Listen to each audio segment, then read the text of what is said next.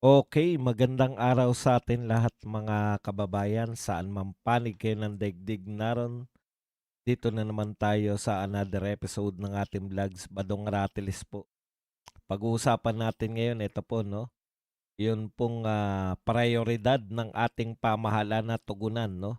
Dalawa po to. Ito po yung isa, yung inutusan po ng pamahalaan o sinulatan itong Facebook at yung mother company nito na Meta ay, inatasan o inutusan po na lutasin, ah, lutasin itong, problema ng Pilipinas sa fake news. Hindi 'no, hindi na kayang lutasin, Facebook na inutusan, eh. Eh, pag-uusapan din po natin ito po si Sendenya, hindi na po nakatiis 'no. Sabi po ni Sendenya,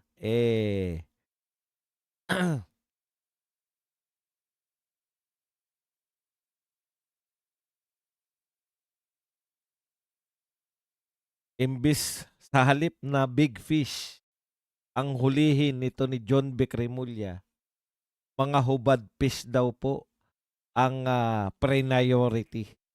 Yan po ang mga pag-uusapan natin at iba pang balita, lalo na po yung mga balita po sa pag-amin ng mga dalawang miyembro ng Committee of Justice ng HOR na talagang gagawin po talaga nilang fishing expedition itong, pinangangatwiranan na lang po nila.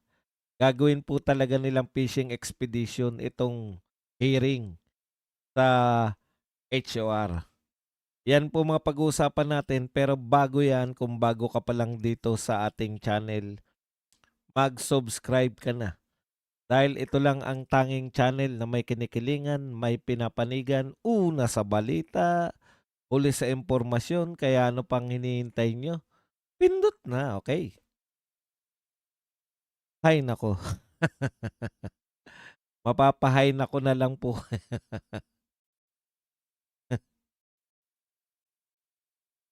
Ah, actually, ako 'no, nagtataka po ako yung Facebook at tsaka Meta po, pandaigdigan pong ano yan, eh, social media. Panahon na po ng social media ngayon. Yung paglaganap po ng fake news, hindi lang po yan sa social media lumalaganap kasi laging social media, eh, 'no, ginagawa. Pero ang pinakamasakit po dito, bakit parang eto yung priority ng ating gobyerno? Wala tayong naririnig. Real talk po, wala po tayong naririnig na solusyon. Paano sosolusyunan itong problema natin na kinakaharap ngayon sa langis? Wala tayong naririnig na inuutusan ni Pangulong BBM yung kanyang crisis committee para lutasin at yung crisis committee naman in return ay mag-report sa taong bayan ano yung mga hakbang ng pamahalaan. Nakaka-assure po kasi yun, eh. Alam na po natin na tumataas ang presyo ng langis kahit nga po bumaba na yung presyo sa world market. Tumataas pa rin po yung presyo ng langis. Wala po silang magandang paliwanag na hindi po natin naririnig na inuutusan ni BBM. Ito pong utos sa Facebook, alam niyo po ba, hindi naman natin sakop yung Facebook na yan. Anong gagawin mo diyan sa Facebook? Ibaban mo sa Pilipinas? 'Pag hindi nila nalutas yung fake news, iba-ban niyo yung Facebook sa Pilipinas? Marami na po nagtangkang ganyan, 'no? Hahanap pa rin po ng paraan yung mga Pilipino para maka-connect sa Facebook. Kung iba-ban po ninyo rito sa Pilipinas, meron pong,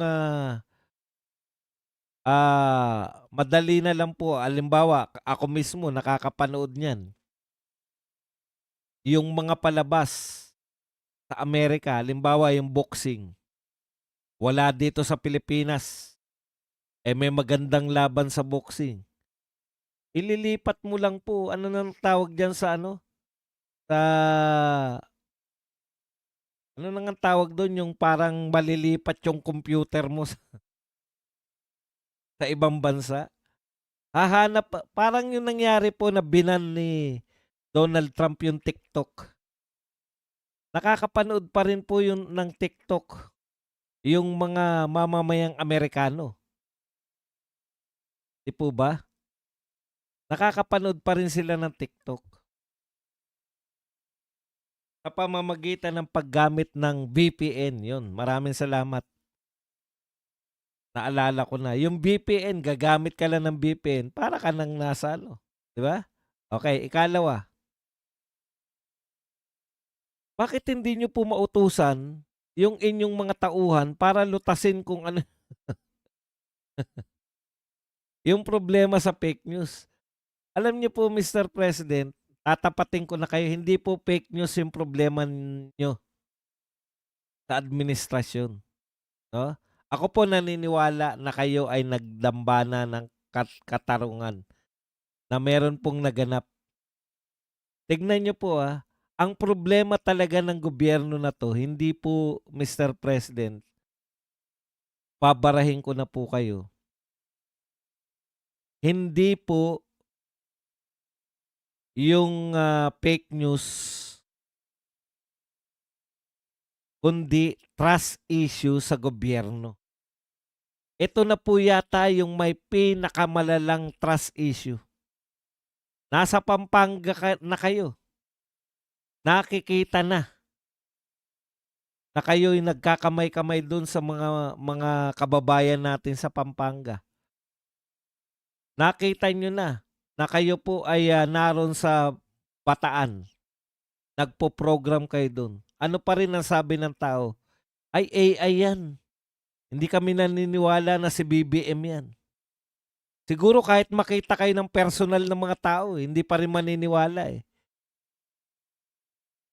Ang problema po ninyo, Mr. President, hindi po kung ano-ano, trust sa inyo ng tao. Wala na po, sa dami po ng sinabi ninyo na hindi nagkatotoo, sa dami po, Mr. President, ng mga pinangako nyo na hindi nagkatotoo, kadalasan pa nga ng sinasabi ninyo kabaliktaran pa sa katotohanan. Wala na pong naniniwala sa mga sinasabi ninyo, sasabihin pa ninyo in the future.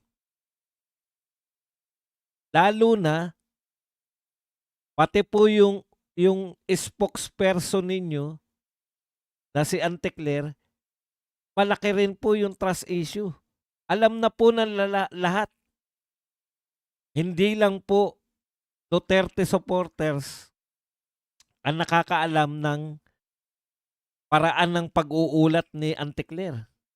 Pati po yung mga loyalista, yung mga Dilawan Kakamping, Makabayan Black, lahat po alam po kung paano po si Auntie Claire magbalita, magbigay ng impormasyon. Ang binibigay lang po na impormasyon ni Auntie Claire, isa lang po, pagbanat sa Duterte. Yun lang po. Panatan ng Duterte. Mula nung nagsimula si Auntie Claire, yan lang po ang ginagawa niya. Ang issue, Mr. President, ikaw at ang mga tauhan mo ay hindi na pinagtitiwalaan ng mamamayang Pilipino. Mr. President, global po ang problema ng fake news. Global. Lahat po ng bansa may fake news. Pero kayo lang po ang nag-uutos sa Facebook na lutasin yung problema natin sa fake news. Kakaiba talaga kayo, Mr. President, eh. Lahat pinapasa nyo lang, eh. Nasanay po kayo, Mr. President,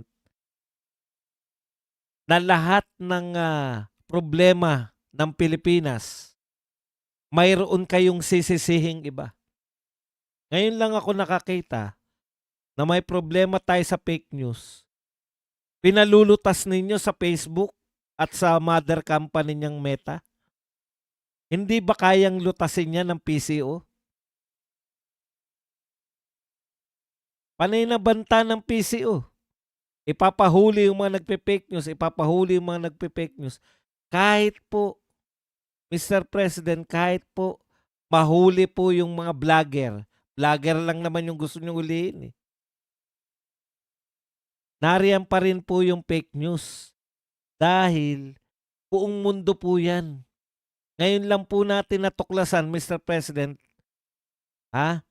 Yung sinasabi nyo naman fake news, perspective lang po yan eh. Pagka-antay sa inyo, fake news.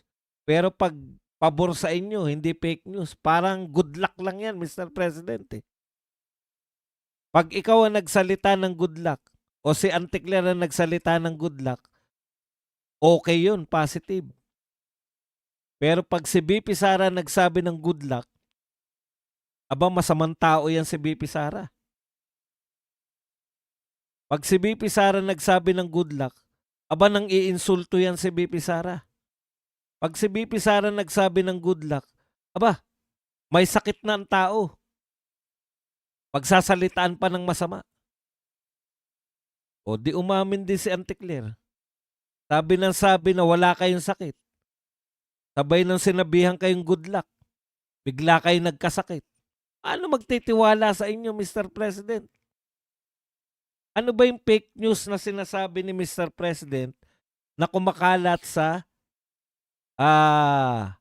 Facebook at Meta? Baka hindi po tayo pwede rito kwento-kwentuhan lang. Ito po yung laman ng sulat.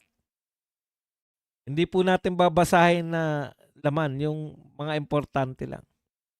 Okay. Marcos administration sent formal letter to Meta, Facebook parent company, on April 10 to demand immediate action against the rapid spread of false, misleading, and panic-inducing content that it claims threatens national security and public order.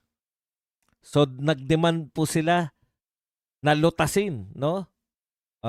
Immediate action. Gumawa ng action ng Facebook dahil mabilis kumalat yung fake news. Okay. The joint letter is signed by PCO and the Department of Information Technology, Communication and Technology. Ito po yung mga highlights. Global oil crisis exploitation. The government is concerned about misinformation regarding fuel prices. Tignan nyo po sabi niya, fake news. Kumakalat ang fake news, aksyonan nyo. FB. Okay, global oil crisis exploitation. The government is concerned about misinformation regarding fuel prices and essential goods, which they say creates panic and apprehension during the current global oil crisis. Alam nyo, Mr. President, may problema po tayo sa presyo ng langis. Yun pala yan pala papunta, no? Ngayon, ang nakikita po ninyong problema, hindi po yung problema, kundi yung pagpapakalat ng maling impormasyon. Ano po ba yung maling impormasyon sa pagtaas ng presyo ng langis sa Pilipinas? Thank you very much. Ano ba pangalan nito? Lang. Di nag-a-appear yung pangalan. Ang Supremo. Thank you very much, ang Supremo. Sa pagbibigay po ng $20. Nako, matagal na ako hindi nakakita ng ganitong pakape. $20. Maraming salamat ang Supremo. Saka na ako uli kapag si Sara na ang presidente. O yan po eh. 'Di ba? Yan yung sinasabi natin ng kawalan ng tiwala rito sa gobyernong ito. Okay. So, Mr. President, ang problema po na iniinda ng mga Pilipino, yun pong mataas na presyo ng bilihin, hindi po yung natataranta ang mga Pilipino. Wala naman pong nataranta dahil may nag-fake news. Ano po ba halimbawa ninyo ng fake news sa oil price increase? Ibig sabihin, Yung fake news hinggil diyan, ano ba kayo nga sagutin niyo ko, ano ba yung lumaganap na fake news? Hindi ba totoo na mataas po ang presyo ng langis natin? Si Secretary Garin po mismo, Mr. President, mawalang galang na po. Si Secretary Garin po ang nagsabi mismo na yung presyo natin ng langis o yung tayo po ang may pinaka mataas na pag-angat ng presyo ng langis. Tayo po ang may pinaka malaking porsyento na itinaas ng presyo ng langis o ng krudo partikular sa buong mundo. Mr. President, ano pa pong fake news ang mas hihigit diyan sa problema na 'yan? Ano po ba ang fake news diyan sa oil price increase? Na mababa ang presyo talaga pero pini-fake news lang? Putang alam po ng lahat ng tao na ang taas po ng presyo ng krudo ngayon. Ang gusto naming solusyonan niyo, Mr. President, hindi po yung fake news tungkol sa oil price increase, kung hindi yung oil price mismo. Halimbawa po, natanggal ni Meta, meron nagbalita na 1,000 na yung presyo ng langis. Fake news yun. Tinanggal ni Meta. Bababa po ba yung presyo ng langis? Tinanggal yung nag-post nun. Binan ng Meta. Yun lang naman ang kaya ng Meta eh. Hindi po kaya ng Meta na usigin yung tao na yun. Hindi naman siya gobyerno eh. Pinalita, may nagbiro o kaya sarcastic sinabi, 1,000 na po ang litro per litro ng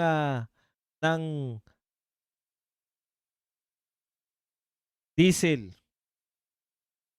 So ang gagawin lang po ni Meta diyan, ibaban lang po yung account. Gagawa na naman yung account na yun yung tao na yun ng account uli. Wala pong katapusan 'yan. Ngayon ang tanong po, pag ba nagawa ng paraan ni Meta, natanggal niya yung tao sa kanyang yun lang naman kayang gawin ni Meta, 'di ba? Tanggalin siya sa kanyang mga, anong tawag dun, i-ban, i-block o kung ano man ang tawag, tanggalin. Bumaba po ba yung presyo ng langis? Yan yung sinasabi namin, yung priority po ninyo, Mr. President, ng nilulutas, ang layo po sa gustong lutasin. Ang gusto namin lutasin ninyo, papaano mapapababa yung presyo ng langis. Kasi pronouncement pa lang po ng inyong DOE Secretary, kahit daw po bumaba na, matigil na yung gera, hindi pa rin bababa yung presyo ng langis. Parang binibigyan niya ng cue eh. Kung ako po, kung ako po negosyante, ay okay lang pala sa kanila na wag tayong magbaba ng presyo. Pero kung ang DOE Secretary o ang Pangulo, ganito po ang sinasabi. Mga may-ari po ng mga oil companies po, alam po namin na bumababa na ang presyo ng langis. So bibigyan lang po namin kayo ng 1 araw o 2 araw para pababain yung pwesto ng langis. Kung hindi, kukumpiskahin na namin yan. Eh hindi eh. Parang tagapagsalita pa si Garin ng mga tagalangis eh. Kahit po matapos ang gera, kahit po bumaba sa pandaigdigang merkado ang langis, wag po tayong umasa na bababa agad. Ng pupa. Tuwan-tuwa lang yung mga oil company sa mga sinasabi nyo. Ay, pwede palang hindi natin ibaba agad.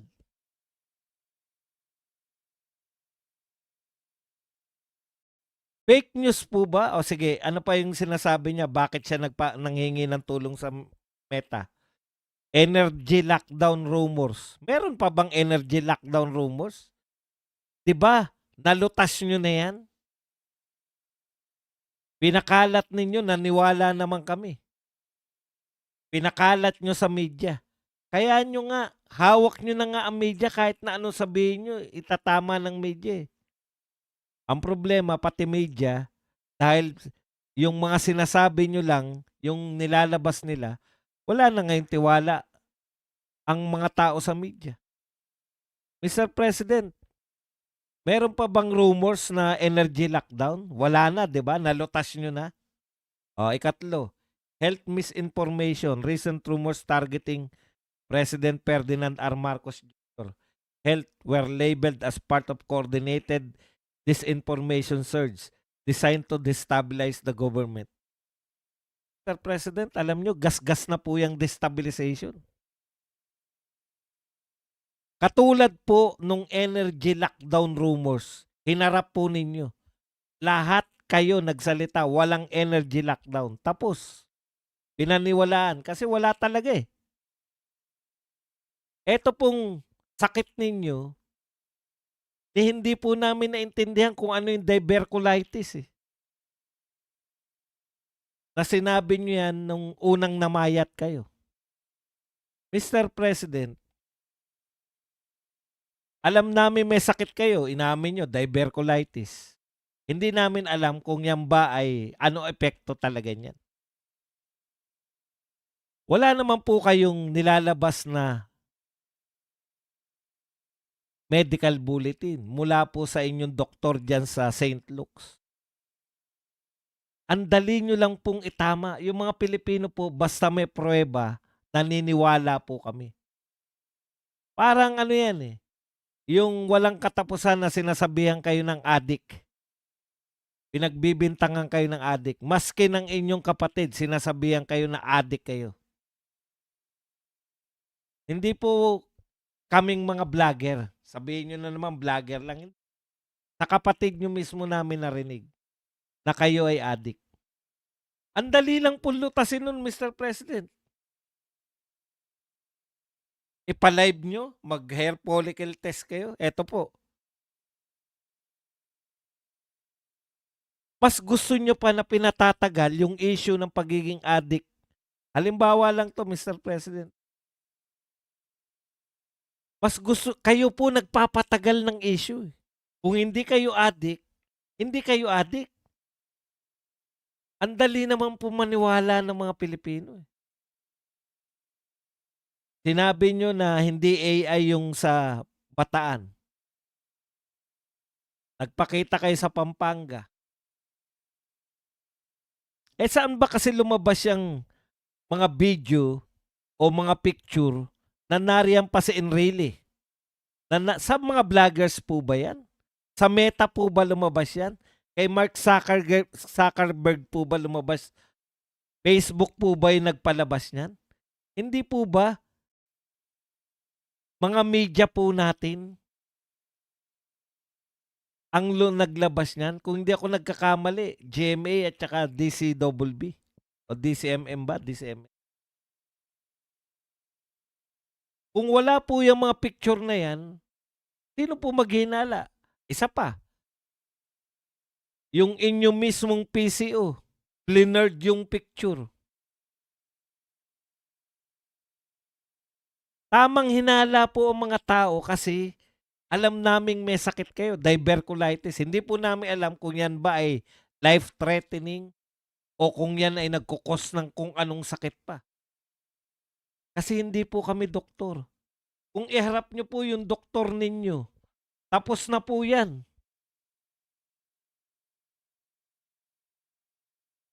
Tapos na po sana yung mga issue na yan. Ngayon, isusumbong nyo pa kay Meta. Okay, security and legal risk. Officials warned Meta that allowing such content to circulate may violate Article 154 of the Revised Penal Code. Okay po. Walang problema. Ano pong gagawin nyo sa Meta? Ipapasaran nyo? Baban nyo sa Pilipinas? Makakapag-Facebook pa rin po yung mga Pilipino. Maniwala kayo sa akin. Ibaban nyo naman yung mga VPN. Hindi po ganyan lumaban ng fake news. Sa panahon po ba ni Tatay Digong walang nagpe-fake news? Ang dami po nagtatangkang mag-fake news nung panahon ni Tatay Digong. Pero dahil may tiwala yung gobyerno sa mga, ay may tiwala po yung tao sa gobyerno, 'Pag nagsalita na po yung mga spokesperson ni Tatay Digong, pinaniniwalaan po. Bakit kaya pinaniniwalaan yung mga spokesperson ni Tatay Digong? Umaatake rin naman sila.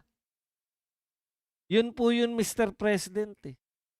Trust issue sa'yo, trust issue rito kay Auntie Claire, at trust issue sa yung mga gabinete. Alam nyo kung ano po ang sinasabi na namin ngayon ng mga sinasabi na po ng karamihan ngayon? Sa dami po ng mga problemang hindi nyo nilulutas, hindi nyo kayang lutasin. Lahat po, pati yung sinasabi nyong patay-patay. Marami po naniniwala na diversionary tactics nyo na lang po yan lahat. Yang mahinang kaso para laban kay BP Sara, diversionary tactic. Hindi na sapat, hindi na nila kinakagat ng mga tao yan. Kung kinakagat po ng mga tao yan, dapat sana 0.7 na lang si BP Sara sa survey. Eh yun ang mga nagpapalagana po na masamang tao si BP Sara, yung mga nagpapalagana po na si BP Sara ay Sara Lustay. Pag nanakaw si BP Sara, yun po ang 0.7 eh. Yung sinisiraan nilang pilit, yun po ang number 1 sa lahat ng presidential survey. Ibig sabihin, Mr. President, hindi po epektibo.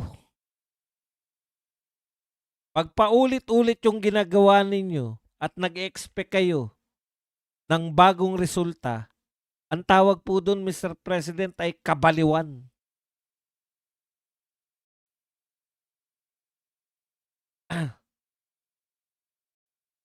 Trust issue sa inyo kasi mula nung umupo kayo, wala kayong nalutas na problema. Mula nung naupo kayo, real talk po, ipinapasa ninyo lahat ng problema ng Pilipinas na nakaharap na sa inyo kay Tatay Digong, sa mga Duterte. Nung mga unang taon nyo, may nabobola po kayo. Kasalanan ni Duterte yan. Oo nga. Eh Mr. President, ika-4 na taon nyo na ngayon eh. 4 na taon na kayo sa Hunyo o Hulyo. 4 na taon na kayo, may kasalanan pa rin na nagaganap ngayon, si Duterte pa rin.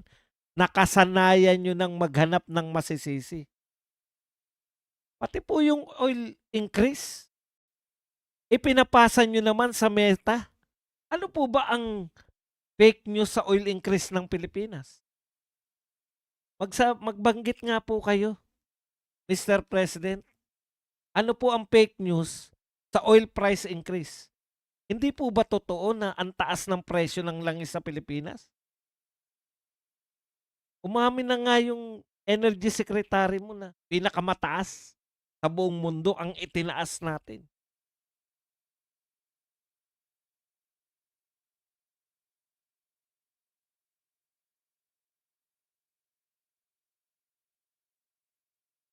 Mula nung nagsimula, Mr. President, wala kayong nalutas. Mula sa sibuyas, sa bigas, sa asukal. Ang nangyayari, Mr. President, natatabunan na lang na mas malaking issue.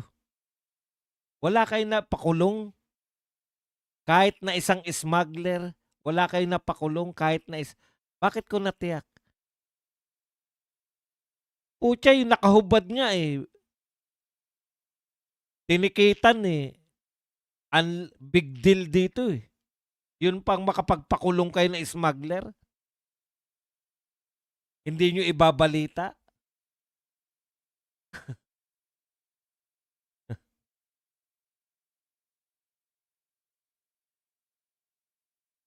Mr. President, normal po ngayon ang nagpapakalat ng fake news. Ang hindi po normal, yung presidente at gobyerno na halos walang nalutas na problema. Problema ng flood control, hindi nalutas. Problema ng scatter, may scatter pa rin. Problema ng pogo, wala naman kayo napakulong eh. Papaniwalain niyo ba kami na ang mastermind ng pogo sa Pilipinas si Alice Guo? Maski kayo hindi kayo maniniwala, ang tanong, bakit hindi niyo napakulong yung mga mastermind ng pogo? Alam niyo 'pag napag-uusapan po yung pogo, droga, Michael Yang sila ng Michael Yang. Sabi ni Tatay Digong, si Michael Yang nasa Davao lang, patambay-tambay lang sa 'di po ba? Hindi ko kilala yang Michael Yang. Nakilala ko na sa inyo maya-maya't maya niyo Michael Yang. Michael Yang na Michael Yang. Eh, nakatambay lang daw sa Davao yan dahil negosyante sa Davao. Yung may kaso nga hindi niyo mahuli-huli, si Saldico, eh. Anong klaseng gobyerno ito na ipinagmamalaki na agad, muntik mahuli si Atong Ang. Muntik daw mahuli si Atong Ang. Balita na pala yung muntik mahuli.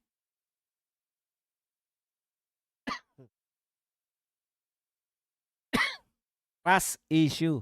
Yan ang problema natin, hindi po nagpapakalat. Ibig sabihin, Mr. President, sige, ano natin, patulan natin yung punto ninyo. Ibig sabihin, kung laganap yung fake news, mas pinaniniwalaan pa yung fake news kaysa sa inyo, sa gobyerno nyo. Eh, malaki talaga problema. Fake news ang pinaniniwalaan, hindi kayo. Fake news ang pinaniniwalaan, hindi si Auntie Claire.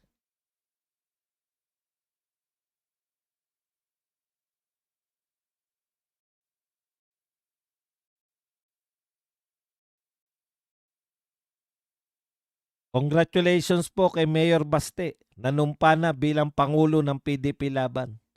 Pag ganyan na po ang estilo, nanumpa na ng PDP Laban na bilang Pangulo, tsak yan. Yung utak ni Baste, pang national level na. It's about time sa tingin ko na siya po ay tumakbo na ng senador. Para dumami po yung senador na kapanalig natin.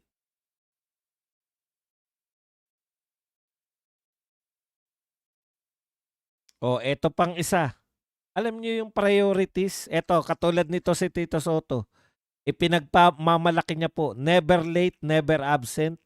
Soto ibinida ang kanyang record. Alam niyo po,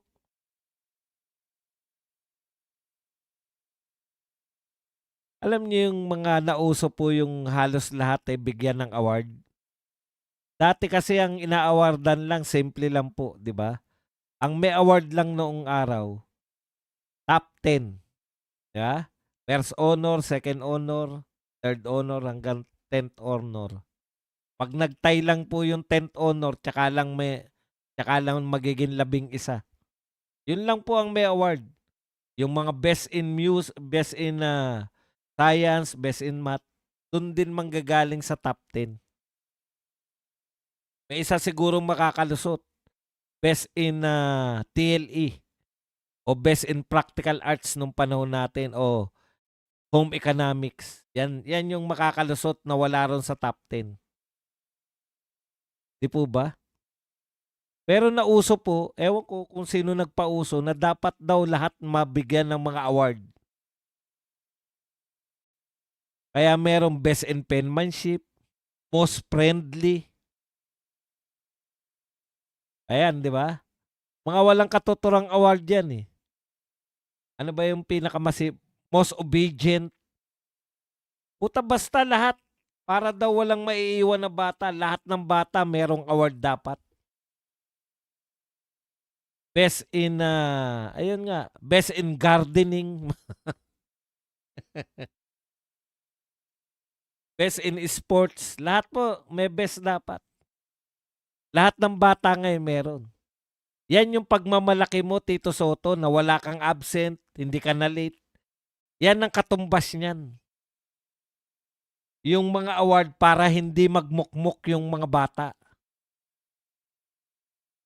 Yan lang ang Senate President, na ikaw na ang pinakamatagal na senador sa buong kasaysayan ng Pilipinas. Pero mapagmamalaki mo lang best in attendance.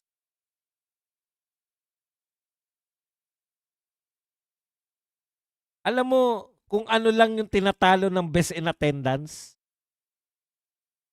Yung best in penmanship lang. Kasi wala kang ibang award. Araw-araw kang pumapasok, hindi ka nalilate. Pero wala ka pa ring ibang award. Ibig sabihin, daig ka pa ng may uma-absent, kumbaga sa estudyante, pasok ka ng pasok, wala ka naman natututunan.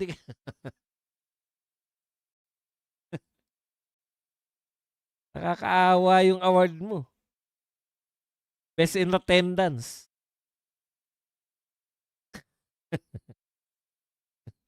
Ng award yan. Pinagmalaki niya pa eh. Never late, never absent. O di best in attendance ka. Hindi naman po ibig sabihin, ito naman po si Auntie Claire. Ito, tignan niyo to ha. Ano niya po, pinagtatanggol niya si John Vic. Hindi naman po ibig sabihin ng pagdidisiplina sa mga kabataan para mas maging safe sila at protected ay anti-poor na. Hindi po lahat ng pagdidisiplina ay sasabing anti-poor. Ito po ay para sa proteksyon ng bawat Pilipino. Ganda mga pakinggan, no? Ito po yung sa hubad-hubad policy. Kabataan pala yung naghahalo ng semento. Naghahalo ng semento, tinikita nyo, kabataan pala yun. Hindi kami na-inform. Ano yun, matanda, kasi yung babae lang nakikita namin eh.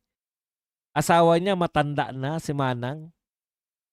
Tapos kabataan pala yun, yung tinikita na nakahubad, naghahalo ng semento. Tindi.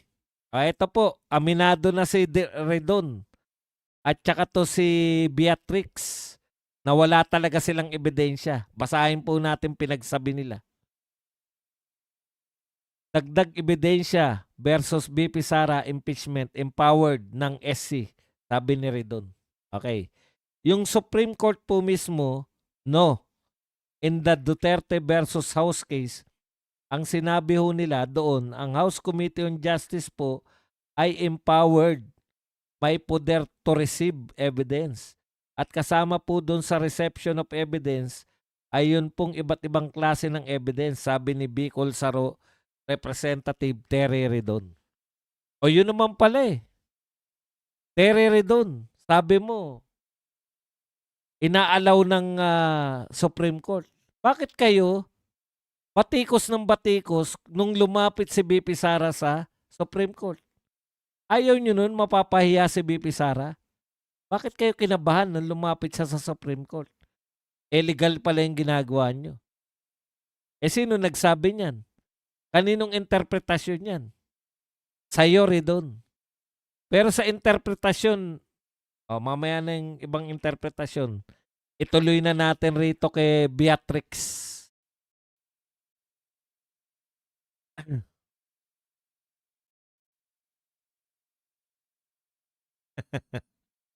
Sabi ni Beatrix, there is an allegation of unexplained wealth and non-disclosure in the SALN. So may allegation daw po na may hindi maipaliwanag na yaman si BP Sara at meron pong hindi siya nilagay sa SALN.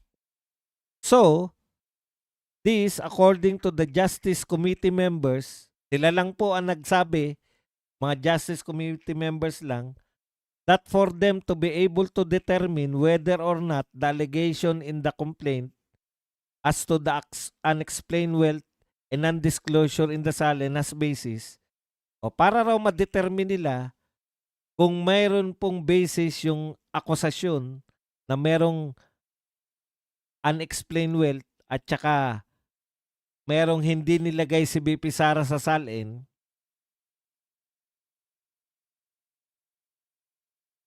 there is a need to subpoena the SALN, the ITR from the BIR.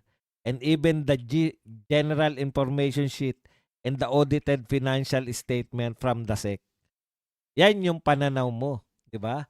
Kaya daw, dapat daw isabpina nila yung SALN, yung mga ITR, para mapatunayan nila kung totoo yung aligasyon.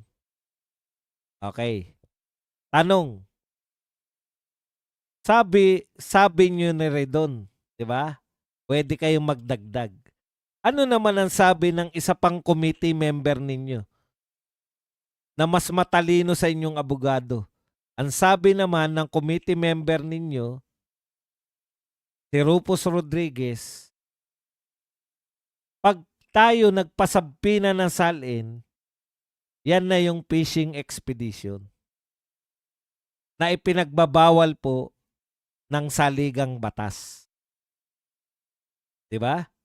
Kaya kayo, umaamin kayo na hindi sapat yung nakalagay, naka-attach na mga dokumento o mga ano na nga yan? Tawag doon, ebidensya. So aminado kayong dalawa na kaya nyo pinasasabpina yung iba pang ebidensya dahil hindi sapat o wala silang ebidensya sa sinasabi nilang aligasyon. Ngayon, ang question, bakit kayo nagbotohan? Bakit nyo sinabi na sufficient? Kung kulang pala. Ayun, pamimiloso po lang namin na tanong yan. Bakit nyo sinabing sufficient kung kulang pala? So sa isang banda, sa Keredon at saka rito kay Beatrix Luistro, sabi nila, kulang yung ebidensya kaya kami nagpasabpina. Kasi kung hindi namin papasabpina yan, paano kami makakapagpasya? Mali kayo dyan. Kung walang ebidensya, dapat binasura nyo. Diba? Bakit kayo nagpasya na sufficient? O yun, pamimiloso po lang namin. Huwag po kaming pakinggan nyo. Sa isang banda po, eto naman yung sabi ni Rufus. Once na magsabpina tayo ng SALN, ITR, at kung ano-ano pa, fishing expedition na yan. So, pagkaiba yung sinasabi niyong parehong committee member. Pag dalawa po ang pananaw ninyo, member kayo ng committee, hindi nga kayo magkasundo eh. Kaya lang kayo, dahil nanalo kayo, pero may tumututol sa pananaw ninyo. Alam niyo po yung batas, hindi po nadadaan yan sa botohan. Yung pag-interpret po ng batas, hindi po nadadaan sa botohan. Kaya tama po yung ginawa ni BP Sara. Yung Supreme Court po ang magpasya kung tama ba yung ginagawa nyo. Kasi sa labas po, meron din pong pagtatalo. Yung dati pong Supreme Court Justice, sabi niya, hindi kayo pwedeng magdagdag ng ebidensya. Ang pagpapasya nyo, yung ebidensyang hawak nyo lang. So hindi kayo pwede. Paano nga yun? Kung ang aligasyon nila ay hindi na isulat ni BP Sara. Ako hindi po ako abogado. Paano nyo nalaman na hindi niya na isulat yan sa SALN kung wala kayong hawak na SALN?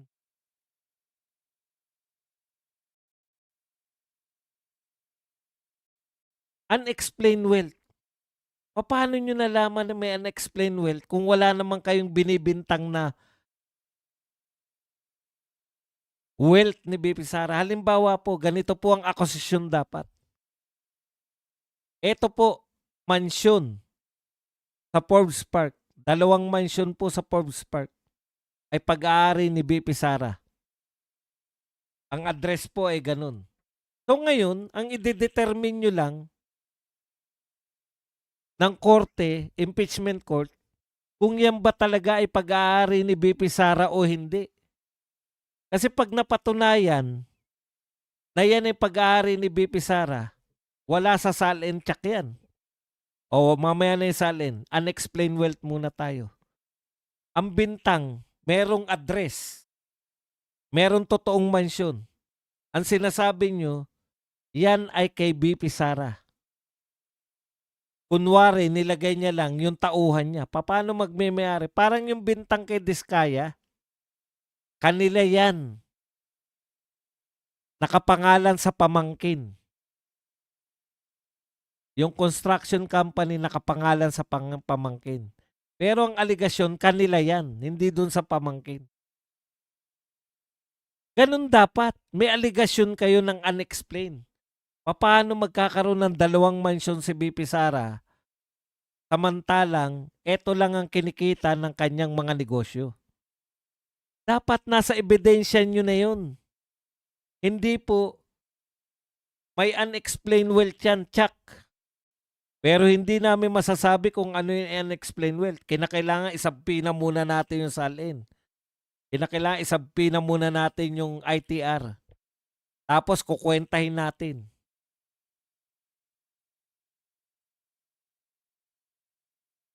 Wala po kayong binibintang na krimen eh. Ano yung unexplained wealth? May collection po siya sa non-luxury cars. At yung collection na yan ay nakatago doon sa ilalim ng tulay ng Guadalupe Bridge. Meron po doong bodega ng mga luxury cars. Yan po ay pag-aari ni BP Sara. Ganon yung unexplained wealth pag nagbintang. May ebidensya ka na meron doon. Ngayon, pag kayo, bilang probable cause, titignan nyo ngayon, totoo ba to na may mansion dyan? O merong mansion. O, may address. Ito bang address na to, may mansion dyan? O, ganun. So, hindi kayo nagdadagdag ng ebidensya. Sinabi na sa complaint yan na yung mansion dyan sa Forbes Park na ito yung address ay pag-aari ni BP Sara. Ngayon kayo, hindi po kayo mag-determine kung pag-aari yan ni BP Sara o hindi. Titignan nyo lang po. May mansion ba? May mansion. Ayan, may probable cause kasi tama eh. Yung unexplained wealth, nariyan eh. Pinuntahan ng staff ko. Naroon talaga may address na ganun. Ibang ngalan nakapangalan pero ang akusasyon kasi dami lang yun.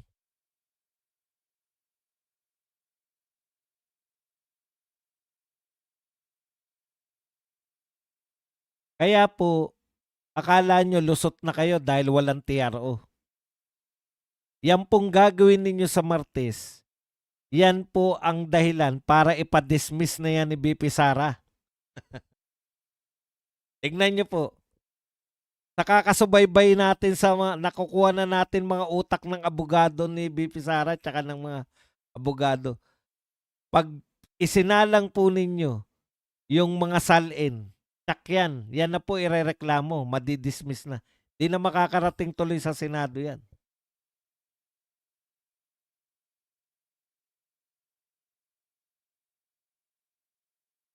Okay. Punta na po tayo rito sa hubad-hubad. Ayon po kay Sir Denya,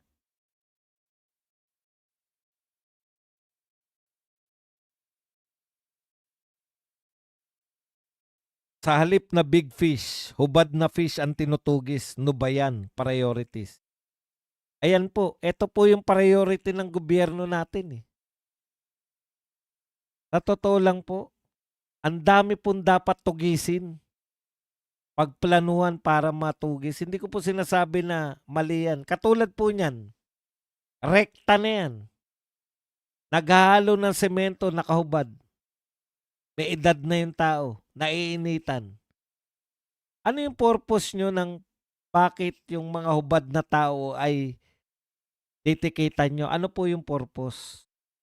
Dapat yung purpose po yung sinusunod. Hindi po pwedeng ang pagpapatupad natin ng batas ay talagang napaka-stricto to the point. Bakit po dapat may malinaw po yun, eh. Bakit mo huhulihin o papatawan ng parusa ang taong nakahubad? Kasi? Bakit po? Dapat meron kasi. Hindi naman kabataan yun, hindi na po maliligaw yun ng tamang landas.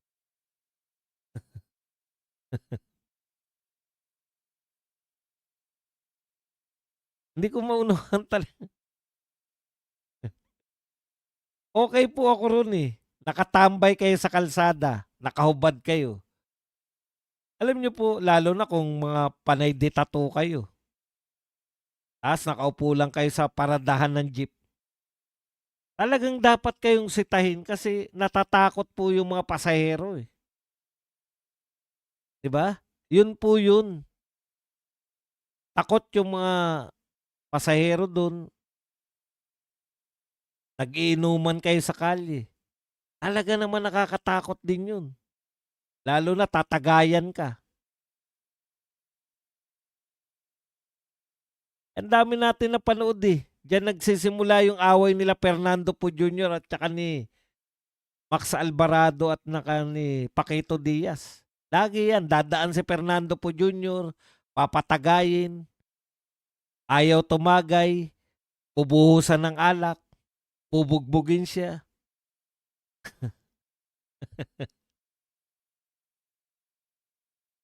Okay yan. Pero yung naghahalo ng semento, di ko po maintindihan kung ano po mali dun. Wala siya sa kalsada, iskinita. Sana, ewan ko ba? Yan lang po ang ating topic. Pwede na kayong magtanong, magbigay ng reaksyon, at higit sa lahat, pwede po kayong magpakape. Dapat daw nakabarong habang